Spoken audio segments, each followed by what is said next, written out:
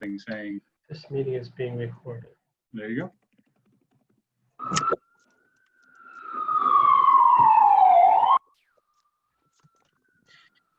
Oh, I miss New York. Someone Hi, is Jerry. because I can hear the sirens on their Zoom through Zoom and out my door. So someone is a neighbor. All right. I think the closest accountant to me is probably about 60 miles away. Maybe only 45. Is anybody else Upper West Side? Sunnyside, Long Island City. Oh, Long Island City, okay. All right, I'm gonna go back to mute.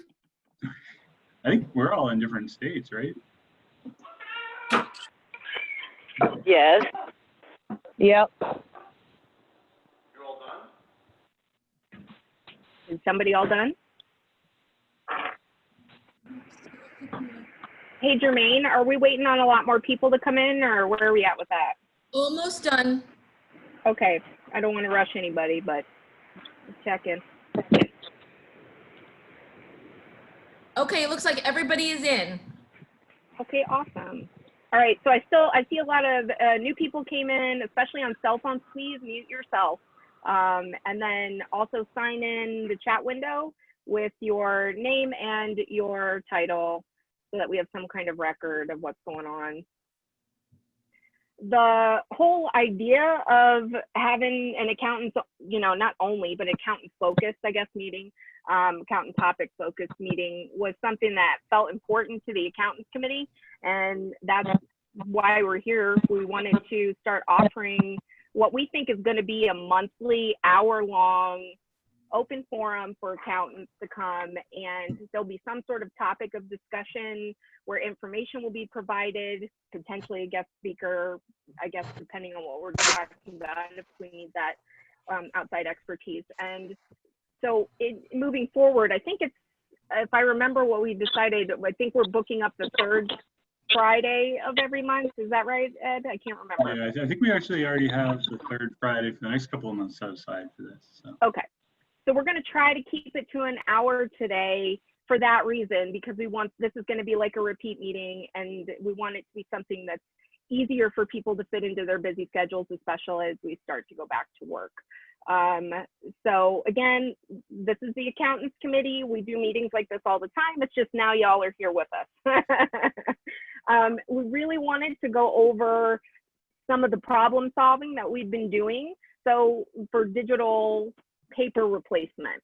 So we're going to talk today about like our personal experiences and some pros and cons, the different softwares. And we'd like to take about, well, it's already 10 after, so I'm going to pretend now is the start of the meeting.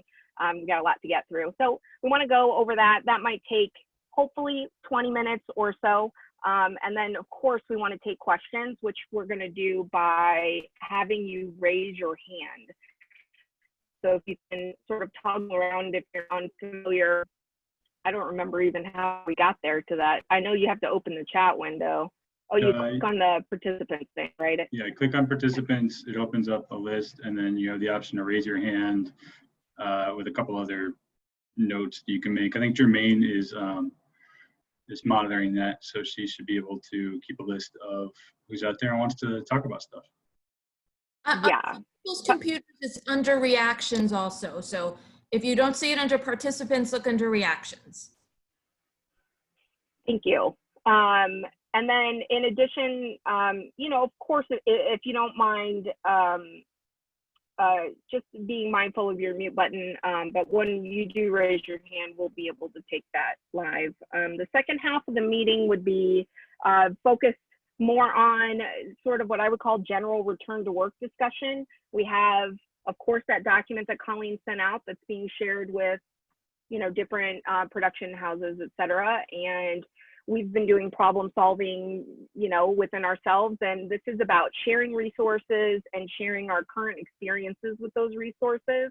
This is not going to be a cumulative review of every platform out there. In fact, it's not really a review of digital platforms at all. What it is going to be is a one facet of what the experience that the 5 of us have had. And so what we're going to do is try and cover a broad spectrum of options for people who either haven't considered it yet or haven't been, able to make some decisions, so that when people start going into interviews or start having conversations with their Ts, or if you're a T, having conversations with your producers, you understand what the level of resources are out there for you. After the meeting today, I think it will be easy to get some kind of living document, or at least a page up on 161, which I haven't asked anybody about yet functionally, but I'm assuming that will be possible. At the very least, we'll be able to email out some sort of list of all the softwares that we've talked about today, and hopefully some contact information, if we have that, to who you can contact at each of those companies, so that you can either sign up for your own training or reach out and discover more on your own. Okay, so I think that kind of ties up everything as far as housekeeping goes at the beginning, unless anybody thinks I'm forgetting something. No?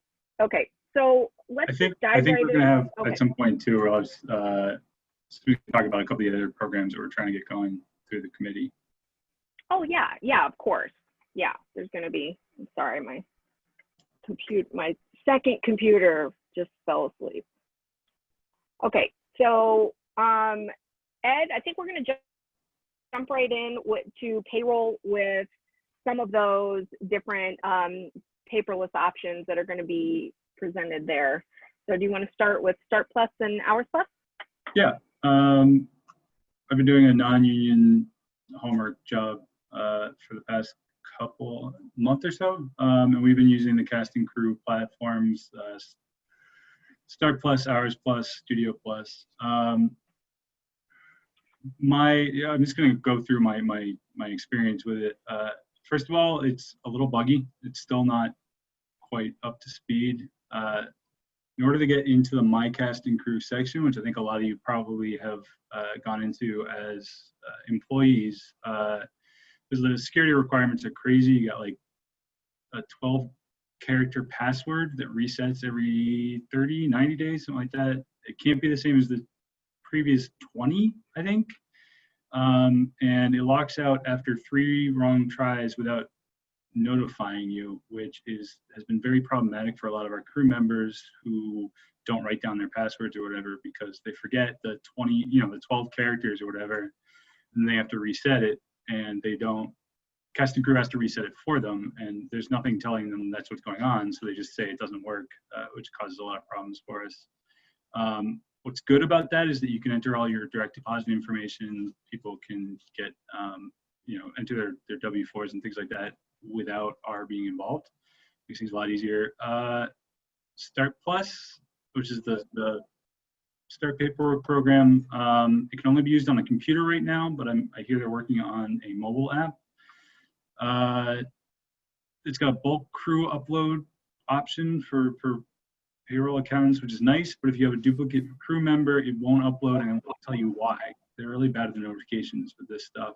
If you get anything wrong, once you submit an offer, you have to start from scratch, and sometimes the allowances come through weird. If you don't get it right on the deal memo, then all of the time cards from that period out are sort of messed up. I'm sure that they're working on these things, but every time I mention a bug to them, they seem to think that it's my fault, not theirs. Hours Plus does work on mobile devices. That's their time card version, but it relies on crew members knowing how to fill out a time card in the first place, which is a problem. The best workflow we've found is to have somebody create the time cards. If you have department heads do that, that's probably the best way, but if you have a short amount of time for prep, getting them up to speed with it is pretty much impossible. Our solution was just to give another key accountant some money to do it for us.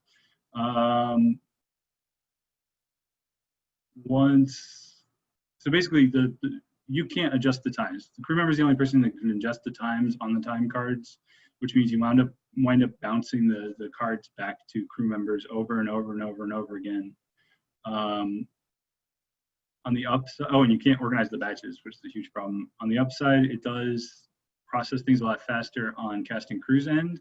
The moment it's submitted, they have it, it's all entered for them, and they can process it within minutes, which means you can, you know, stragglers and things like that, you can add to a batch at the last minute. Cast and crew has the Studio Plus, which is their version of like Synchronize or DAX or whatever. It's still a little buggy, but for the most part, it works.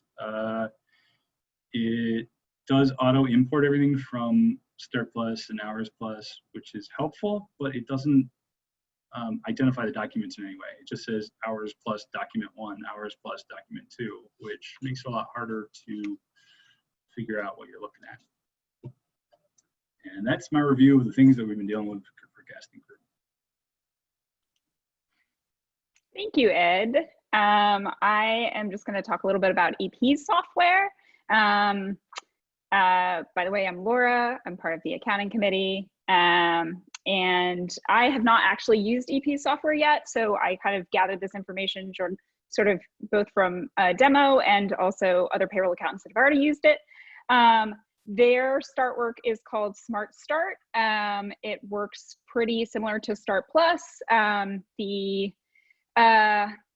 The change in sort of the way that the start work is being handled is that a deal has to be created on the production side of things. So there's kind of a shift in the dynamic of hiring, in that you, as the payroll accountant or the production accountant, really have to understand and know what somebody's deal is before they start working, because you're the person that is sending out the offer to them. What this means is that obviously things like finding out somebody has a cell phone allowance after the fact can really slow the process down. So it's kind of a shift in UPMs and other hiring managers sort of understanding of communication to the accounting department in, you know, really laying out and breaking down how someone is going to get paid. Once you have that information, it's obviously likely to come from your payroll department that you're sending out these offers. And the employee is then completing the start work on their own, and then it is sent back through their digital platform to the payroll accountant. And at that point, you know, you can add coding, verify I-9. That's also a feature that can be done on set, or you could add other I-9 approvers. And then it can go to the accountant and the UPM, and then is available to the payroll company. Because you're, as the accountant or the payroll accountant, because you're setting them up with their OC codes or their schedules ahead of time, the start work process of entering things on the payroll company on their side of things is really a lot faster. But obviously now the impetus of getting crew members to complete their start work right away is shifted. You know, before they could just kind of like turn a start form in 2 weeks late. That's not the situation now. They have to complete these documents right away. It functions pretty similar to Smart Plus, and their program Smart Time is very similar to Hours Plus. I will say that I think that EP's program is a little bit further along in terms of workflow and understanding things from our side of things. They also have an app that the employees will gain access to after they've completed their start form. They can enter their hours every day and submit them either every day or every week. If they have, you know, it will go through their department head as well. So their department head is being notified within the app that they need to approve those times, and then they're kicked to the payroll accountant. The benefit of EP's system from a payroll standpoint is that the program does not require the accountant or the UPM to log into it in order for things to be submitted onto the payroll company. So if you have your payroll accountant working on a Sunday, they can actually get through all the times and get it off to the payroll company Sunday evening, and then you can be approving things on Monday, unlike the Hours Plus situation where the requirement is on the approvers within the system. EP's takes it outside the system. The Smart Time program itself is pretty intuitive for people to use. It's not super confusing, but there's definitely areas of growth that they kind of need to work on. Mainly that both of these platforms that Cast and Crew and EP have come out with are really assuming that employees are able to fully complete time cards accurately, and understanding the broad situation of their deal. So it's assuming that an employee will remember to put their idle days on their weekends. It's assuming that the employee will remember to add their box rental. It's assuming the employee will remember that they need to reflect different hours because they've been given some sort of like, off the books guarantee. All these types of changes that are normally being made by the payroll accountant when they're receiving things can no longer be made by the payroll accountant without the time card having to go back to the employee for approval, back through the department head, and then back to the payroll accountant. So if you're coming in on a Sunday morning and you're attempting to get through payroll, it's a much different process now because it's going to assume that employees are going to be accessible on their phones on a Sunday and checking in to see that their time card has been revised, approving that their department head is then going in, approving that, and then you're getting that document back. So there's still just a little bit of like a workflow situation with both of these programs that I think will probably need some adapting in the future.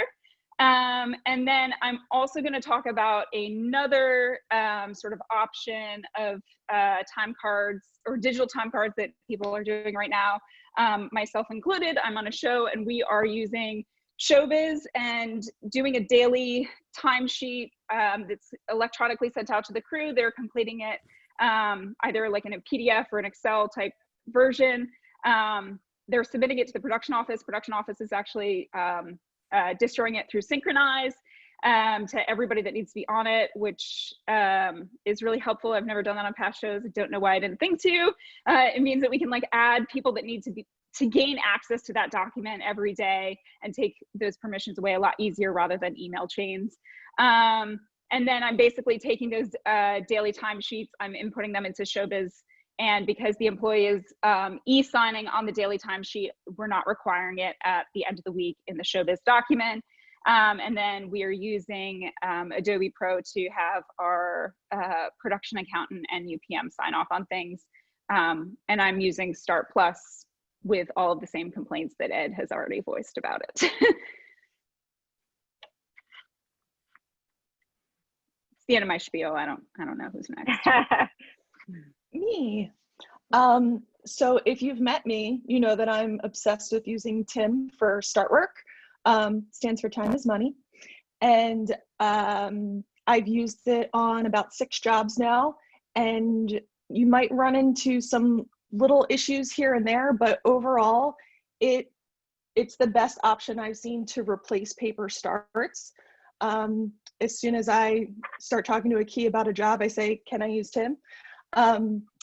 So you send out the invites. It's the same process as the other things, but from what I've seen of the demos of Start Plus, TIM works better, it looks better, and it's more intuitive. The crew doesn't need any kind of training. The only time you're gonna run into issues are if people are like, I have a flip phone, or I don't have an email address. But those people are gonna have to get with the times. We're gonna have to start putting iPads on sets or computers. And it seems like a lot of the studios are open to doing that because we're all going paperless in every way possible for our safety. I mean, TIM, it's kind of the same thing. You send an invite, the crew member fills out their start work, and then they have to get their I-9 approved by their department head or whoever has the permissions within the system. And whoever is, if I'm inviting somebody, I give them the permissions within the system, and they can't ever give permissions higher than they have. So if somebody has the permission to verify an I-9, they could give that same permission, but they can't give permission to approve anything above that. I'm just a TIM super fan. If anyone is using it and has problems, feel free to email me. I'm an unofficial spokesperson for them. I'm happy to talk about it to anybody. Tim was bought by Media Services, which is bought by Cast and Crew, but it's still operating independently. I don't know how much it costs, but they could tell you that. But I'm answering some questions on the fly in the question box. But it saves me so much time, and that's what I love it for. But it's also no paper. I hate paper. I hate wasting paper. I've always wanted to be paperless. So I'm happy about that aspect of everything that's happening to push us all into being paperless, because it's kind of nuts how much paper we use. That's kind of it. If anyone has questions about Tim, really email me. I'd love to talk about it. I'm done. Cool. So I think that puts a cap on the main payroll, and then we're going to talk a little bit about digital background vouchers now. So Jenny, do you want to talk about RAB?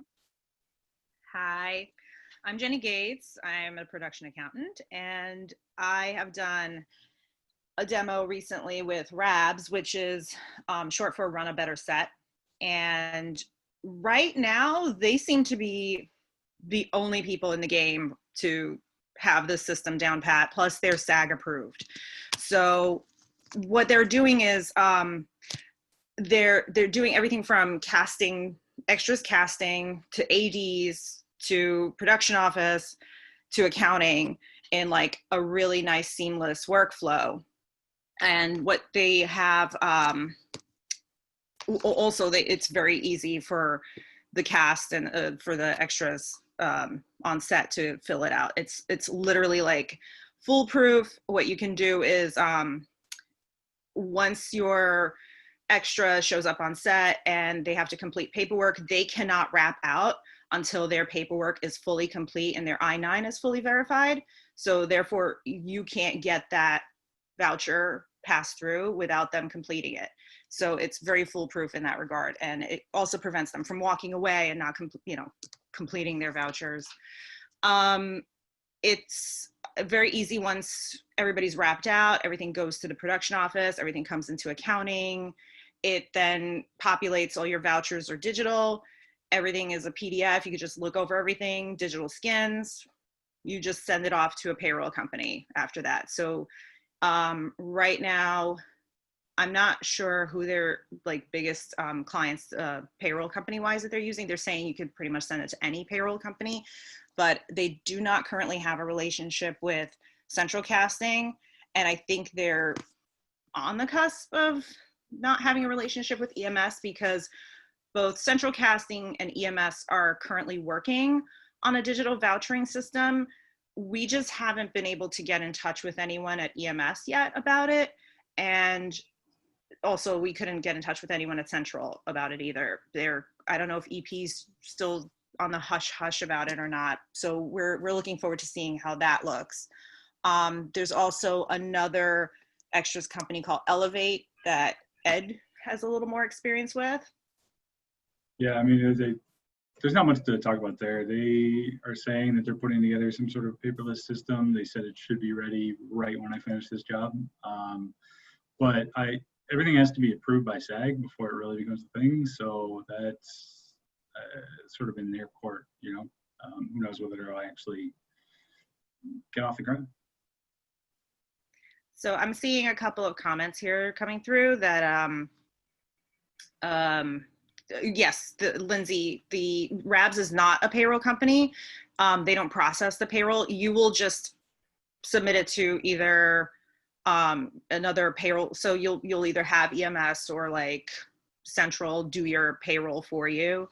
And then somebody did an EMS digital system demo and said it was wonderful. So hopefully I can get in touch with them and do a demo. That would be really wonderful.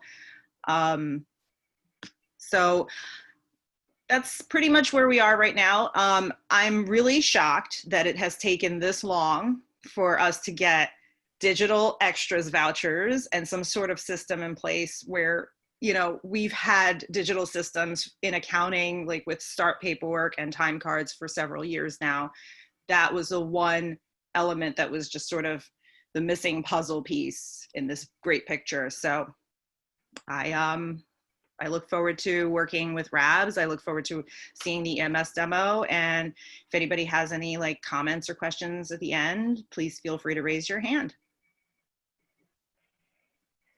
Well, thank you. So, I mean, obviously we're all kind of speaking at super speeds because, while we've taken our time to sort of suss out each of these things, we've got a really limited window to share as much as we can. So we're going to continue keeping it at a pretty high level.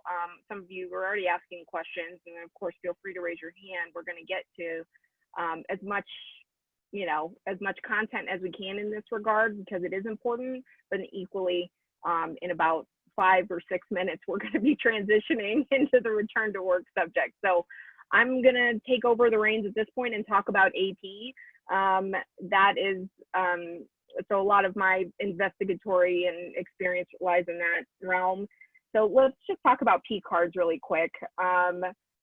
Sometimes you don't have a choice because the studio's locked into a relationship or something like that. So we're not going to address that. I'm just going to sort of briefly talk about the platforms that I'm familiar with or that I've discussed with the software providers. And, we can talk about those limitations too. So first, for any of you that have worked for Paramount, Bank of America is obviously the P card of choice in that regard. They currently do not have the ability to work digitally at all. There's no way to capture receipts digitally, which is what I was trying to get out. So it's really a little bit of a deal breaker as far as like if the goal of the production is to move away from digital receipts, which is something that we'll talk about in much more detail when we get into the section. Just this, if you want to weigh, as far as I'm aware, and I asked and there wasn't really a response. But I don't think they're really even preparing to move into the digital realm at all or change their platforms so that, card holders could interact more easily. P Card Plus is something that I was curious about because that's obviously part of the PSL suite and I thought wonderful. Maybe it's digital P card envelopes, this might be great. And actually what it is their own P card. So you would, instead of going to like a cachet type company, you would just go to cast and crew and they would issue you a P card. So there's not really a lot of integrated software that helps you go digital in that regard. And there are, in my opinion, some limitations on how you can move the money around and manage the money. The last two that I want to talk about are cachet and PEX. I think everybody here probably has at least heard of cachet, if not had to work through it. And that so far is the platform to beat as far as like getting away from digital or getting away from paper P card envelopes and paper receipts.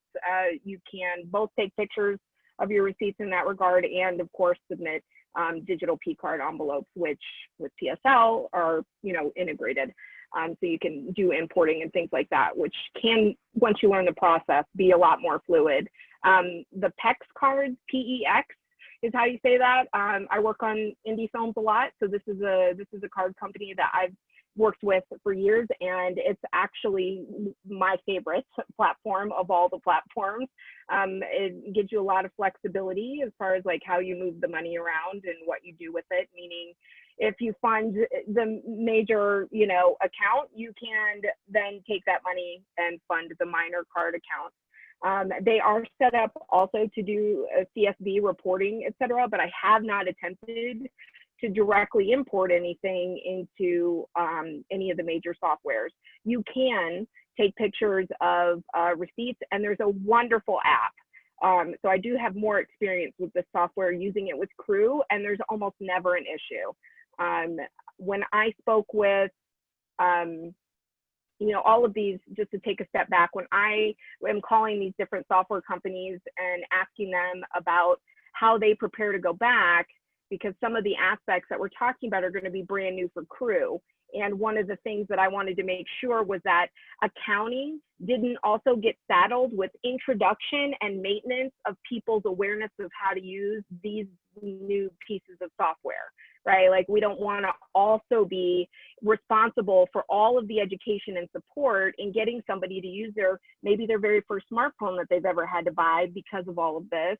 And now we're walking everybody through it. Of course, that's going to be an aspect of our jobs moving forward, of course. But to be largely responsible for it was something that I was a little wary about, and thinking that we would actually probably, if that was the case, need to hire extra bodies for the accounting department who are actually more IT, focused than anything else. And the feedback that I got from these software companies unilaterally, I didn't get one across the board, not just P cards, but in every demo that I've taken so far, is that they are prepared to be the support system for the crew. So skipping ahead to DPO, they're a UK-based company, and they are prepared to answer and do the education of the software platforms. Now, I'm sure the facilitation of that is going to come down to us in the short term until the bugs in the system get worked out, and we're always going to kind of have to be that maybe first line of defense in an emergency. But I was really pleased to hear that people were sort of ramping up their ability to support and knew that that was going to be an issue. As far as like software for larger AP, like, let's talk about going paperless in AP. I already mentioned it. The one that replaces the most paper is DPO, which is, I think, a new baby of cast and crew. I don't want to say that wrong. My brain's blanking, but I think they're partnered with it, but I think it's Sergeant Disc, which is a UK company. Yeah. So they're kind of, and I think the PO Plus was tossed around for a while, and I've not gotten official feedback about this, but a lot of people have had individual conversations with cast and crew, and I think PO Plus feels like it's going away. I knew there were some complaints about that software, and maybe that makes sense because they're bringing in DPO, which predominantly replaces POs. So what you do in that regard is, you can assign people privileges. You can actually assign the approval chain and decide how that needs to go. There's a lot of flexibility about, you would basically just follow it as if it was a real piece of paper. So there wasn't a lot of confusion about how to get that set up or what it is that you'd like to do with it. And in addition, because the process is so broad, like it's a sort of generic approval process, and we're just calling these documents POs that we have set up in there, you can also create a funnel of check requests, and you can create a funnel of travel authorizations. So that's all happening right now. DPO can replace right now with no paper POs, travel authorizations, and check requests. You can attach backup to all of these things. You can require backup. Like, it's fully thought out. The piece that they're working on that they know that we actually need is how to process invoices. So let's say you get a PDF of an invoice. Normally, you would either match it with a PO or stamp it and move on. But this is not really something that they're ready to do. They are working on it. They know everybody's hungry for it, but they didn't have any dates for me except to say that they'd be willing to keep us in the loop about it. So I think we could probably look to having maybe a fully functional AP paperless resource within that company, in the coming months. But I enjoyed it because it was able to replace so much. And it was, in this case, it will talk to PSL a little bit. And I'm not 100% how that's going to go. And there were aspects of that I liked. And then there were aspects of that I didn't like because, of course, as the first, I want to be the one that says, okay, this is what's in the system. I don't want, an approval to auto-generate something to go into the system from somebody else. But I'm not fully savvy on all of those things yet. So it's just going to be part of the learning curve. If DPO is not an option for you for whatever reason, then Adobe Sign is generically going to be a paper replacer. It's something, it's an easy way.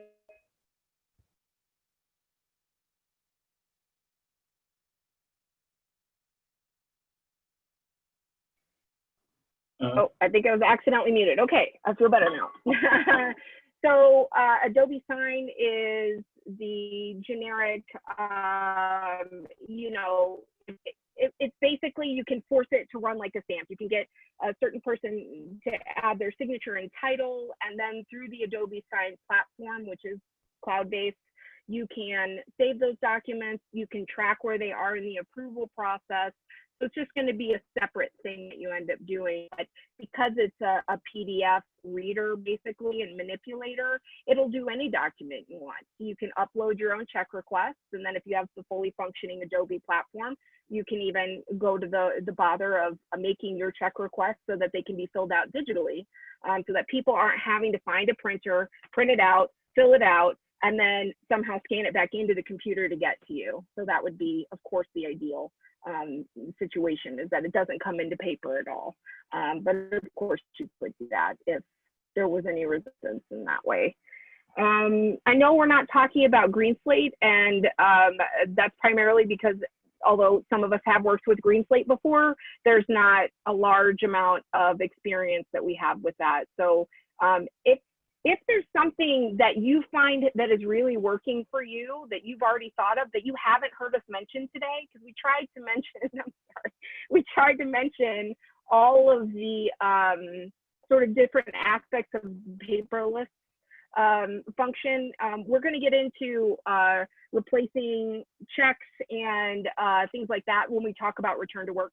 So that's coming up here shortly, but keep your ears peeled, because of course, I mean, that's what this community is all about. So we'd really like to hear if something's working for you, or if you found that it's really not working and why, so that we can suss it out ourselves and everybody has access to that kind of information.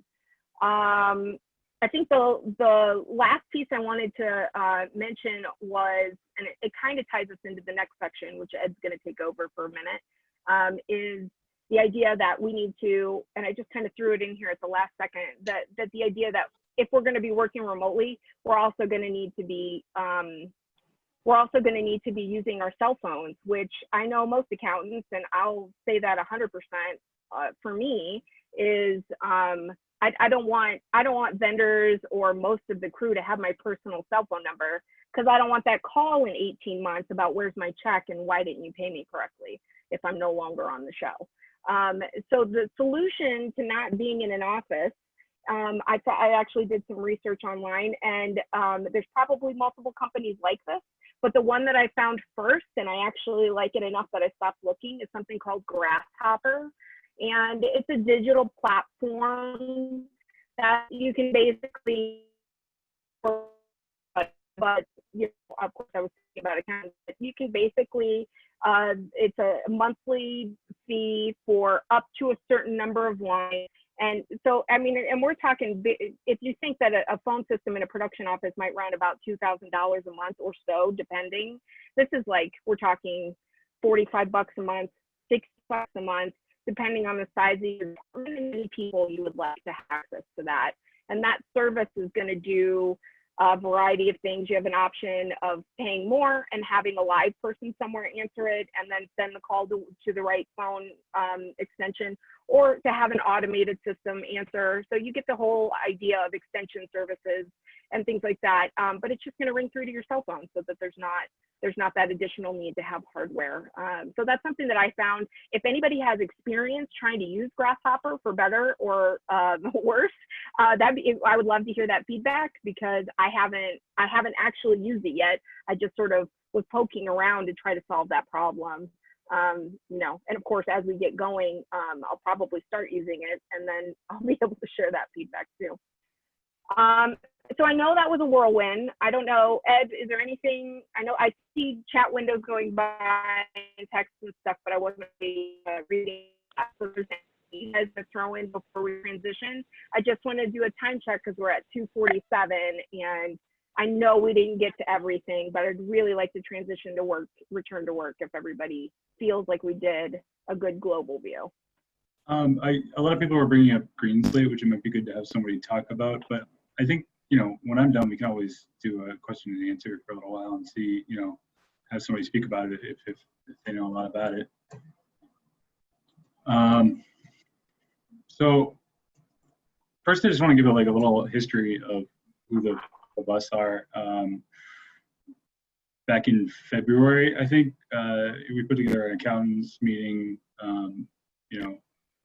Jenny Gates, Megan, Tammy, and Laura and I started meeting every week or so to talk about accounting things and what's going on in the accounting world and what we could do to help people do the job better. And then we put together a survey that we sent out that unfortunately we didn't get a chance to really look into too much because COVID hit and the quarantine happened and everybody stopped working. So that gave us a chance to the 5 of us, because we'd already been up and running for a little while, sort of talk to each other about what work was going to look like when we came back. We put together it was a 4-page document initially that we sent into to 161 to use as sort of a procedural document, and it got boiled down a little bit into the accounting part of the guidelines that 161 is sending out to the employers as they're talking about getting back to work. This document's really more of a discussion starter than it is like a list of demands or anything like that. But we think that it covers a lot of the workflow issues that we're going to be having as we're getting back up and going. I think we have it available somewhere. I know it's on a lot of the Facebook groups already. It got sent out to all the 161 members. But just a quick run through of what it says. We're suggesting that all start work and time cards be moved to digital, including crew, cast, and BG. It's something that needs to be happening anyway. This is a good time for it. It reduces the need for us to be in contact with other people. I have a friend who's saying that the military went completely paperless like a decade ago, so he doesn't understand why we can't do it. We talked about everybody, receiving their payments by direct deposit. Obviously, that's not going to be, every single person, but anybody who still requires a paper check, there's no reason that the payroll company get it out from there, mail it to whatever their address they have on file. Anything that we can pay through the payroll companies, I think we were saying we probably should. It eliminates the need for cash, eliminates the need for AP checks to be going out as much. Do you want to just mention Cache Pay here real quick? Oh yeah, I mean, that's what we're using on the job that I'm working on right now. It is brand new. I think they started it up like a month ago and they are still trying to code it. So I think we are literally the only show using it right now. It works for some things. It doesn't for, well, once it's up and running the way it's supposed to be, it's going to work for some things and not for others. Basically, they'll cut checks for you. You can enter your check register from, whatever your accounting software is into Cache. Then they have a partner that they will go through to do either card payments, ACHs, or physical checks to get it out to whoever, which, means that you don't have to cut the checks in office. You don't have to get, check signers to deal with it. You don't have to pass all the paper around to get things done. It does take longer. So it's really only a viable option for things that you can wait up, 3 weeks for them to get their check. For anything rush, I've found that the best way is just to go through your bank and initiate an ACH that way, or a wire payment. We've been pretty successful by just telling people, look, if they need a payment now, then they got to take it digitally. If they don't want to do that, then they're gonna have to wait 2 weeks.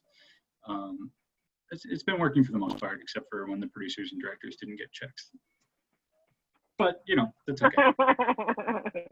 Anyway, back to this document. We've got, sorry, I'm reading. Cast and crew should use phone and email for payroll questions and AP questions. You know, if people are in a physical office, there's no reason for crew to be coming in and talking to you. Everybody's got a phone these days.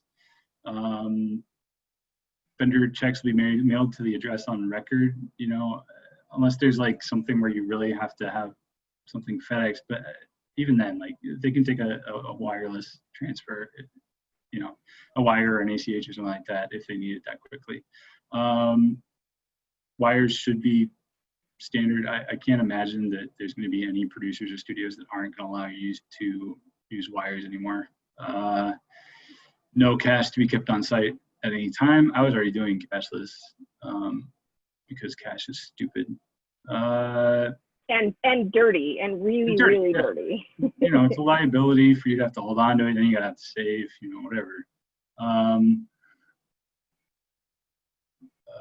Sorry, I keep losing my place. POs, check requests, all that stuff should be filled out and submitted using digital platforms. We talked about what's available for that. Well, let me pop in there with digital receipts then, and what the discovery that I've had. Oh yeah, yeah, Okay. that's an important part of that. Okay, so a lot of the sort of, I don't know, historical pushback about taking digital receipts and eliminating taking a paper receipt, there was always some feeling that it wasn't as safe, right? Like it wasn't as, you know, the paper receipts is the only way to make sure that the production's not being taken advantage of, slash, the federal government requires it, the auditors require it, whatever. So I have been chasing that particular wormhole, like I've been going down it for a couple of weeks now, and trying to get solid answers straight from the horse's mouth on each of those levels. So the four levels that I think, the broad levels where it wouldn't necessarily be a studio preference, like if we stop looking at producers and studios and their preferences for just a moment and only address like what actual entities are going to require from us. Those four entities are federal, obviously, state boards of taxation, the state incentive audit for the state incentive audit, so therefore the auditors, so the film offices, and then the auditors that actually do the film. So in those, each of those umbrellas, here's what I've discovered. I think most people know that the IRS has been accepting digital signatures and digital receipts for a long time now. But if you didn't, they do. And we can post some of the links to those pages on the IRS website that show you, you know, that page. The idea with providing you this information is not just to provide you with this sort of generic large view, but we're hoping that all this information sets you up to have a really good conversation when you go in for an interview, or when, if you've already been hired, when you go to your line producer with some suggestions about how to get this done. We're trying to get ahead of historical objections, right? And the point is, you know, that we're trying to get people to differentiate between, you know, like producers and studios, like, oh, this is our preference because this is how we know how to make a movie or a show, or this is what we like, or this is what we're set up to do, right? And the necessity of it, because in many cases, those are going to be two different things. So right now, I'm going to be, what I'm talking about is addressing the necessity of it, with the hope that as we show what is actually necessary, because this comes down to our health and safety and the health and safety of the crews, the producers that do have that strong preference and the studios that do have that strong preference will open their hands and release some of that resistance and be willing to move forward into a place where digital receipts are the norm. So back into the discussion, we talked about federal government. Now, I'm going to skip down to auditors because this is how we get into the state level. So the easy question is, do incentive audits require physical receipts? And so to get to that answer, you have to go to the auditors themselves.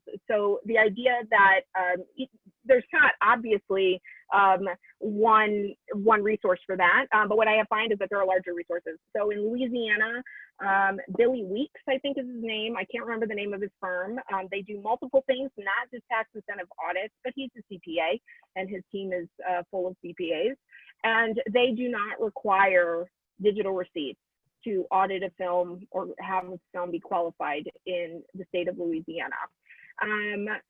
In the States now, I have another Brower and Company, David Brower. His firm only does tax and summons, and he works in the states of California, New Jersey, New York, Massachusetts, Georgia, New Mexico, North Carolina, and Illinois. So this is true for all of those states as well. California, New Jersey, New York, Maine, Georgia, Massachusetts, Georgia, New Mexico, North Carolina, and Illinois. And none of them require physical receipts. None of them require physical receipts. They can all be digital receipts. So at this point in time, we start asking larger questions. Okay, well, if physical receipts aren't an issue, what about the other documents that, like, auditors or this feeling that people might need physical documents from us at some point, so we have to keep them precious somehow. And so those at the state Board of Taxation level, the categories are some sort of requirement for a physical signature, some sort of requirement for physical files, like physical AP files or physical petty cash files. And this is all for state boards of taxation, not the incentive, state boards of taxation when we file taxes for the company at the end of the year, okay? And the last category would be, does the state board of taxation require physical residency forms?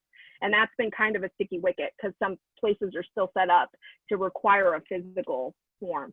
So the answers are, for those three categories for each of the states that I mentioned, are still being discovered. What I do know is that I have some of those answers now, and I think time constraint wise, I'm not going to go break down each state with each of those things right now, but that's certainly information that can be easily shared and then easily updated as we get more responses from state boards of taxation. So it looks as if, I mean, just glancing at the Excel spreadsheet right now, it looks as if most states, of the states that I mentioned, most states are not requiring physical signatures and are not requiring physical files. And about 50% of the states are currently set up to require physical residency forms, but the inquiries that are going in are not, do you require, but are you now willing to accept digital residency forms? So we're just gonna have to wait and see how that all flushes out. But continue to communicate that kind of thing as we get more information. Thanks, Ed.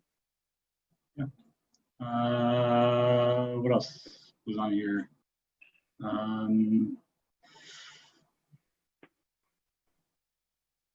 I think Laura sent the document through the chat, so anybody who hasn't seen it can do it there. A big thing that I really, even though we put together the document, wasn't paying attention to when I started up this job, and I really should have been stronger about it.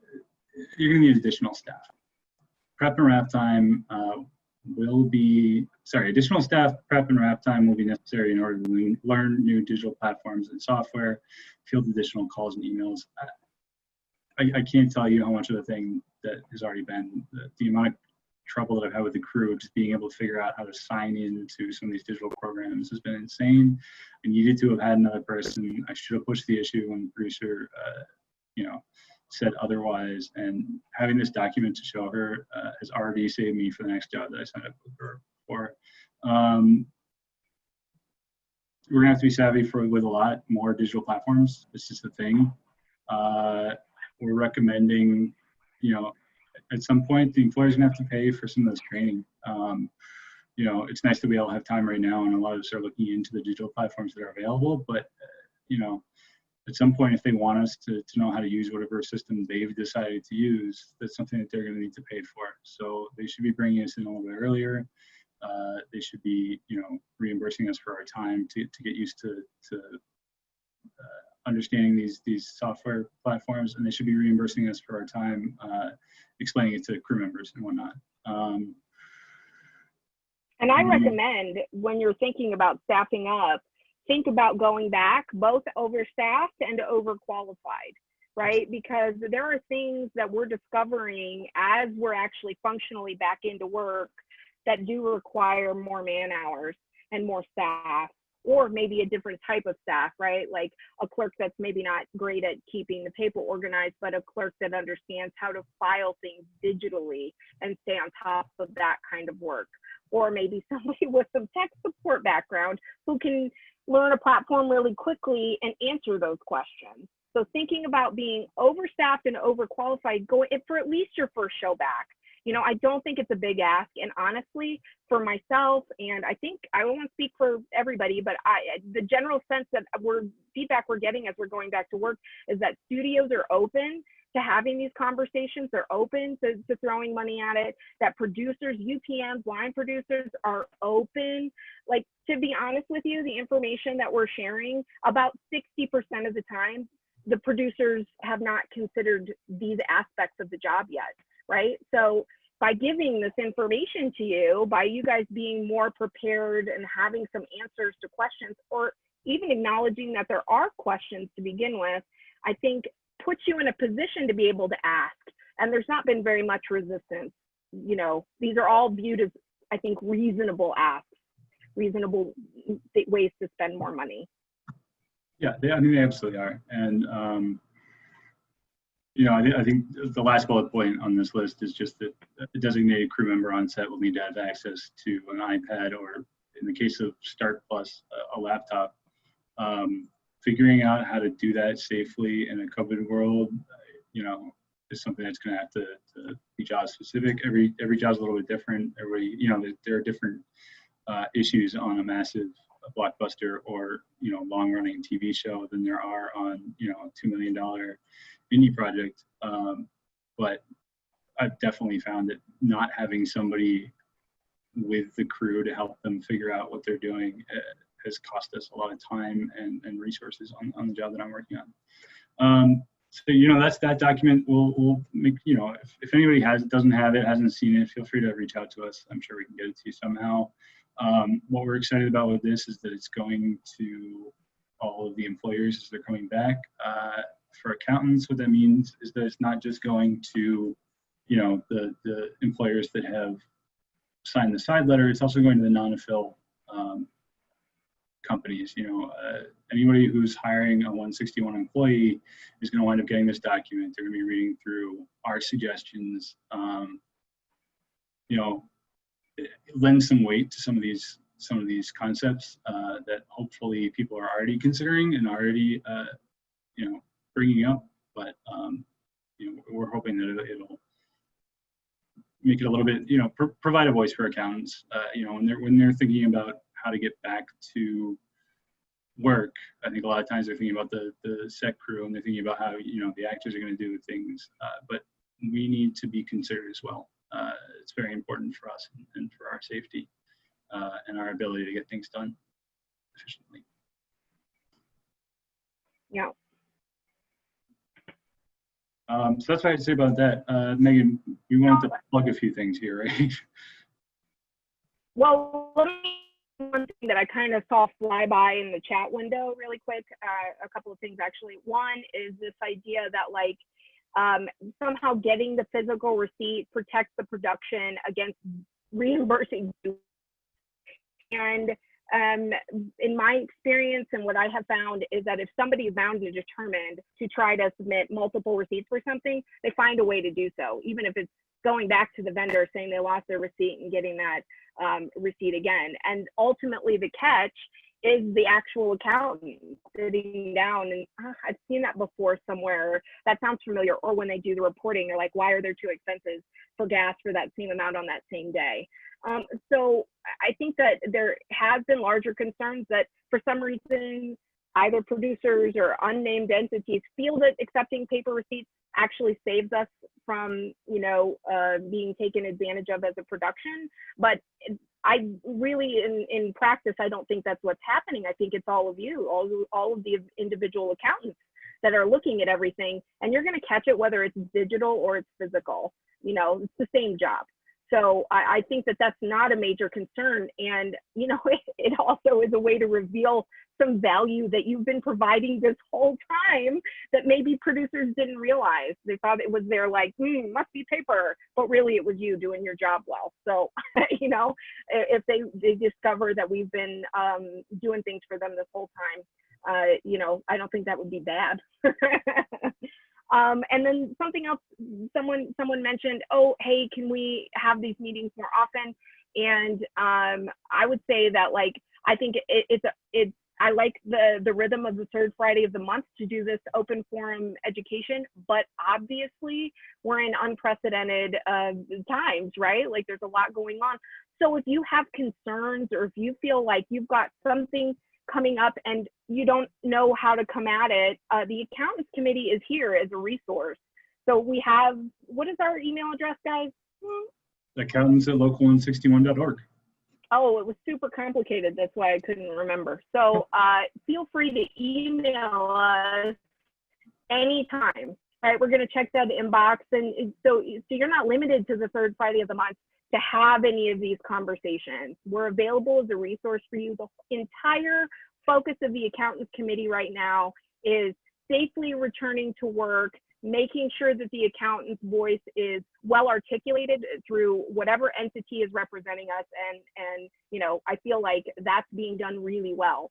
So if you have questions or you just want to bounce something off somebody, we're here. This is what we formed to do. This is what we're doing. And so to Ed's point, I do think we're right at an hour, so I'm so happy. The thunderstorm. So I think before we sign off for today, we do want to just mention a few other programs that are going on that might be additional resources for you, or might feel a good way for you to like help shore up a fellow member in this short term while we're sort of all coping. So Laura, I think you had something you wanted to talk about, right? Yeah, actually, Grant, you can pop on.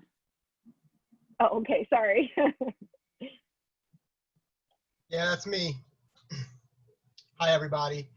My name is Grant Kaufman. I'm a Local 161 payroll accountant who's been working with other Local 161 accountants in order to create a new mentor and mentee program for the accounting side of our union. Apparently, our Local 161 script supervisor colleagues and other I.A.T.S.E locals already have this type of program in place, and apparently they're using it successfully. So what we're asking is that any Local 161 accounting member in good standing who is interested in mentoring or getting mentored should email us at mentor161acct@gmail.com. That address again is mentor161acct@gmail.com. There's a bunch of us administering this program, and we are happy to answer any questions that you might have. The timeline for joining is as follows. We are doing an open enrollment into the program until July 31st. And if that doesn't work for you, we'll do another enrollment later this year. Again, if you're interested, that email address is mentor161acct@gmail.com. We hope to hear from you, and thank you for your time. Stay safe out there. Awesome, thanks. And then was it Martha that wanted to share some things? I'm not sure if she's here. Nicole Bukowski, are you out there? Do you want to talk about? I am. Thank you, Ed. My name is Nicole Bukowski. I'm a production accountant for the past few years now. For the last 6 months or so, we've been trying to get together some people to teach some accounting workshops, such as how to do a budget, how to cost report, what are mandates and how do you track them, how to do a cash flow, things that you need to know jumping from like a first to a key that nobody really teaches you unless you actually have like a mentor or somebody to show you. So we've had a couple of people interested, but we need more people to be teachers. So if anybody's interested, you can email the accountant's email or you can email me. I'll type it in the group. There's an education committee. I don't know if everybody knows that, but they're the ones that help put on the classes. So if anybody has any specific topics they want to talk about, let us know. We'll add it to the list and see if we can get somebody to teach them. Hopefully, you know, we could do once a month or once every 2 weeks, depending on the interest. That's it for me. And then I just quickly want to say thank you to Dawn Mountain. She's the new president of Local 161. She's been putting together a lot of committees to try and, you know, get people more involved. Generally speaking, we need volunteers. If there's anybody out there who's interested in helping out the accountants committee, I can think of a billion different things to point people at.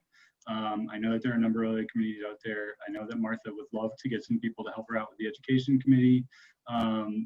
You know, anybody who's a member of 161 and wants to be involved, you know, let us know. You can email us at the accountants at local161.org.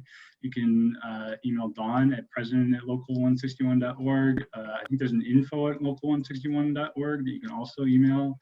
You know, we would love to have help because there's, you know, there's a lot of stuff to do, and people have time right now. But as we're all getting back to work, it's, you know, we're getting a little stretched a little thinner, and many hands make light work.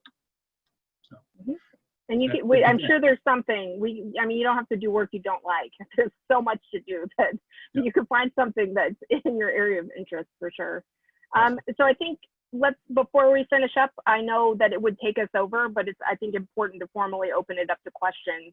So if anybody wants to raise their hand now, or if anybody put something in the chat and we missed it somehow, go ahead and raise your hand. We'll stick around and answer as many as we can. Oh, I see things in the chat window already. All right, payroll question, guys. If some crew members can submit a time card digitally, can you accept a PDF as well? Obviously, actors won't do their time cards. And in addition, do you think it's possible for payroll accountants to work completely remotely? Anybody on the committee want to take that? I can really quickly say that at least through the cast and crew portal, you can create a time card for people, get them to sign off on it, and they're good. There's an option to do like an emergency time card if you can't get a hold of somebody or they get fired or something silly like that. You can always turn in PDFs of time cards. I just personally don't want to open that option because then once you've opened that, it goes, you know, then it's open. For actors, we've been, you know, doing it through Showbiz and then sending it into cast and crew. That way, it's a lot slower. The online portals are a faster way of doing things for now. And we've been working entirely remotely. I do think at some point you need to have somebody available to the crew to talk to them, but it doesn't necessarily need to be a payroll accountant. It doesn't necessarily need to be somebody in the accounting office. You know, if you've got reasonable, smart people on set, there's no reason that you couldn't, you know, have them relay things to you.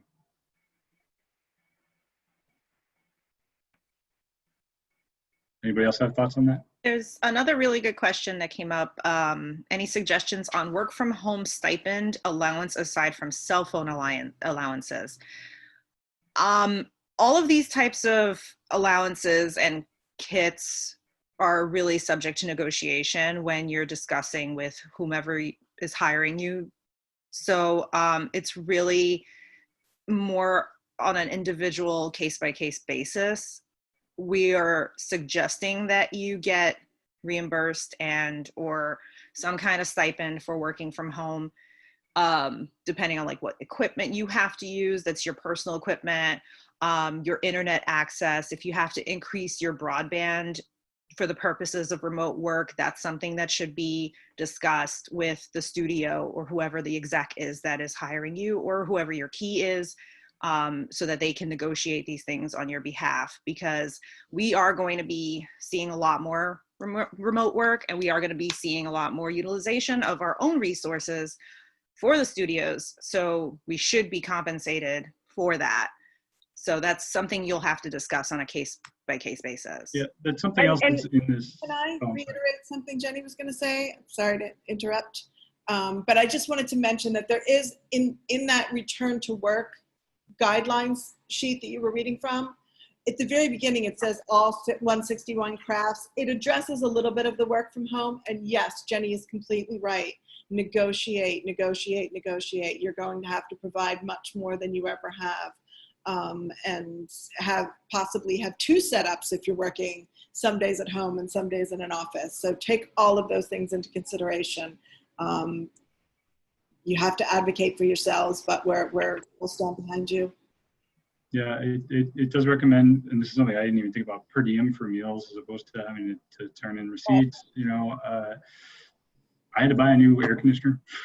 I would love to pass that expense on. It shouldn't be on me to pay for these sort of things. You know, this is a space that I wouldn't be using if it weren't for having to work remotely. So yeah. These are things that you should be passing along to your employer.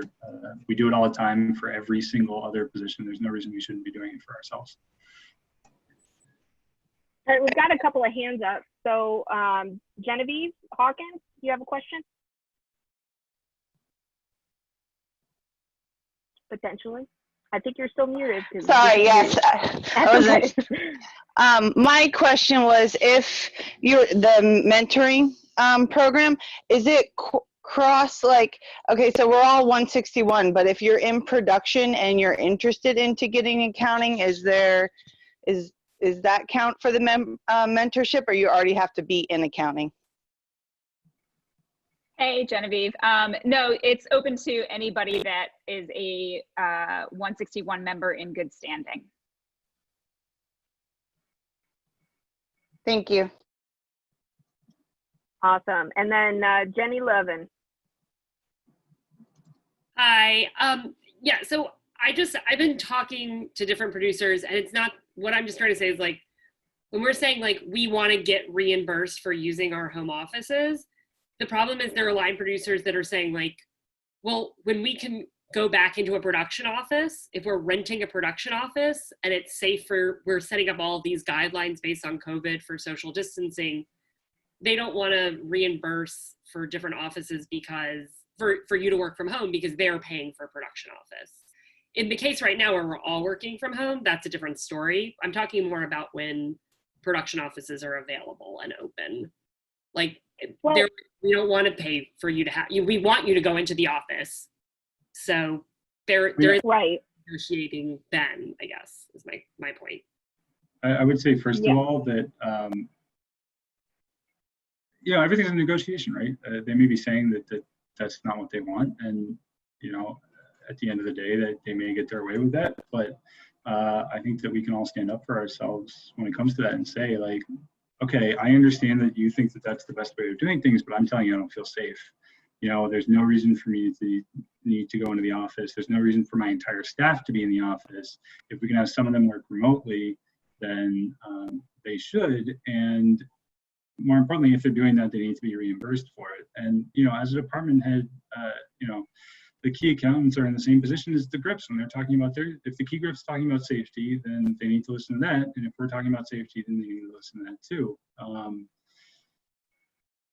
Not always going to win. I mean, I'd like to also share that, like, there's an aspect of this that sort of conversation doesn't take into account, and it's how accountants working from home actually protects the production, right? Meaning, if one person in your vicinity, because there's going to be testing, if one person in the production office tests positive, even if it's a false positive, even if it's a false negative, you know what I mean? Like, there's asymptomatic people, it's going to get shut down. So there is going to be this element of, like, oh, well, we'd also like you to go work from home and be ready to do that, right? But of course, there's now a delay. So having your key and your first and your payroll accountant come and spend time in the office, because it helps in many senses with, like, this feeling of immediacy and getting things done immediately in a more traditional way, also opens up the production to that liability and delay. Whereas if you keep your key and your first, your very specialized accountants at home, at the least, if you keep them in their own home office, there is no delay. There is no shutting down of accounting, nothing. And in that way, you can start a conversation about how this works for them, because this will happen. Maybe not on every show, maybe not to them, but this is going to happen. It's going to happen a lot. I think also, you know, this is the advantage of us all being a community, right? There's 130 people here. If we all say, hey, look, this is the standard now. This is what things are going to be like as we go back. And, you know, we've got documents. We got what the white paper that SAG and DGA and the IA put out saying, you know, remote work should be considered whenever possible. You know, you got the follow-up paper that they sent out, the way forward or whatever, that also says that if they're getting things from our local, they're saying, hey, look, our members should be able to work remotely. Like, that's something you need to be considering. Then hopefully that adds weight to it. And if it doesn't, you can feel free to send them our way. You know, I can say that to them. I'm sure that Dawn would be willing to say that to them. Anybody who's, Right. you know, signed on with 161, even if they're you know, not a non-affiliate, it doesn't mean that they aren't going to listen to us. It means that they don't necessarily have to, but that doesn't mean that, you know, the things that we're saying don't still have some weight behind them. And, you know, I think it's important for everybody to remember that it isn't 130 different individuals who are talking to their boss, 125 now. I think we lost a couple people. We're a group, you know, we are, this is the whole point behind the whole thing is, you know, if we talk to them with one voice, then it's a lot harder to argue with that. Right. And I think that, like, this is one of those topics that, like, or one of those issues that, as much as you can, I mean, especially as a key, there's now a lot more responsibility, different aspects to that responsibility as you go into these interviews, if you're interviewing for an entire team, right? So that list of questions isn't, as Ed said, to, like, interrogate somebody, but use that list of questions to get you to a place where you have a really strong sense of this. All right, this is important. Do you feel that this producer or person has thought about all of these things, or does it feel like you're saying these things and they're thinking about it for the first time? Because there's going to be a big difference about going to work for, you know, a UPM, studio, not studio, whatever, just an individual that's actually put the thought in and had the conversations that we're having right now with each other. If they've already thought about it, even if they haven't solved the problem, if they've already thought about it, that's probably a good indicator that it's going to be a workable situation for you guys, right? But if they haven't, and you're feeling like you have to educate them, right, then it gets a little trickier. What's the level of willingness of this person to, like, now that you guys have some resources, what's the level of willingness to, like, hear what your thoughts and ideas about keeping the accounting office specifically, and then the larger paper flow in a realm of safety, right? Like, are they willing to hear your ideas? Are they excited about that? And then you get to decide if that's something you want to take on, right? Where you're going to have to be educating and be the one, you know, sort of pushing forward. So it's really important as you get into these things to suss that out ahead of time, whenever possible. And I realize for a lot of us, that's not important. We get hired on by a key, or maybe we work with the same key a lot. But, you know, I mean, these are questions you can also ask your key if your key isn't here today. Have you considered, you know, we should really think about taking a job with, you know, a producer that's insisting that the accounting office needs to be present and accounted for. Because the punchline of this is, the punchline of this whole meeting is, there's nothing that we do in the accounting office that can't be completely 100% functionally accomplished in a timely and relevant manner by us all working from home, every single person. The only reason why someone would want somebody in the office is to have a feeling of it facilitating better, have a feeling that there's some more immediate way to contact accounting, right? And in this sort of crazy, we don't know what's safe or not safe, you know, we're not sure what the government is going to say tomorrow about, like, what we can be doing in this time. I don't think it's I feel like I want you here because it helps me feel like it facilitates us better is a strong enough reason to say, yeah, sure, we'll go ahead and come in. Because producer preference historically, studio preference historically, right, they're your employer. So of course that's important to you. And that would have been something in the past that would have been right at the top of the list of what you wanted to accomplish. The good news is almost all of the producers that I've gone into these conversations with, almost all of the studio representatives have been like some version of, what do you need? What do you think? How are you feeling about it? Right? So there's an aspect of like flexibility in a system that historically has been very rigid, right? It's not rigid right now. And I think that instead of offering up things that maybe they would be pleased to receive, take a couple of minutes and think about it. Take a step back and think about what you really want to be offering, right? With the changing environment that we're in. There are also going to be keys that are kind of old school and haven't considered any of this at all and really would prefer to be in an office. A lot of people work better in an office, so I get it, right? They like paper. They know how to do it that way, and that's okay. But you know, at the end of the day, it's your decision about what it is that you're willing to offer up. So just keep that in mind as you're going into these interviews. Is this they're asking me because they prefer, and you can ask them that. So your preference would be to have me in the office. Okay, tell me more about what I could do for you in the office that you feel like I'm not going to be able to do for you remotely. And then have a conversation about it, right? Like, oh, I don't think you're going to be as available to me as, you know, if I can't just walk next door. My cell phone will be on my desk. I'll be available the same amount. You can call me. Let's test it out right now. Give me a call, right? Like whatever get to the bottom of what they're really wanting from you and do your best to give them that sort of feeling of stability in a different way.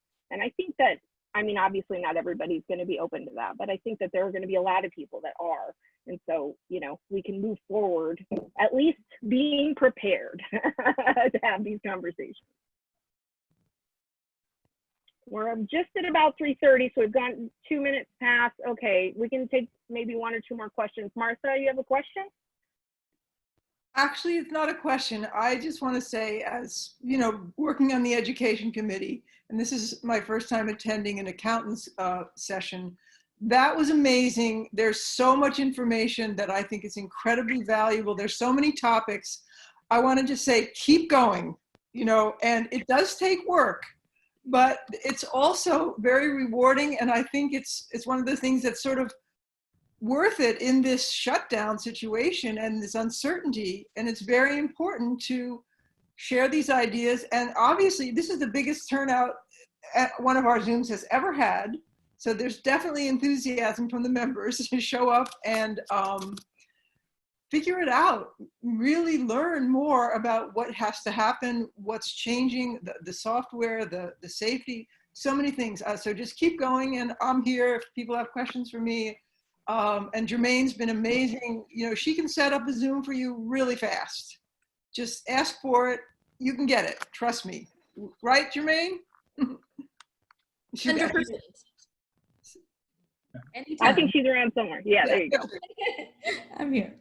Yes, so just you can set these up. They should keep going. This has been brilliant and really, really well attended and seems very valuable right now.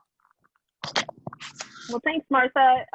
We really I think it's taken, you know, I think it becomes clear the conversations that are happening, I would say behind closed doors, right? Like in our weekly meetings, we're having conversations. I think it became more and more clear that just being a part of the conversation was valuable. So then it was a no-brainer to open it up and start doing a monthly something for everybody to also start this larger conversation with anybody that wants to come. And if you want to go for 2 in a month, it's doable. It may be, you know, it might be smart. We'll see.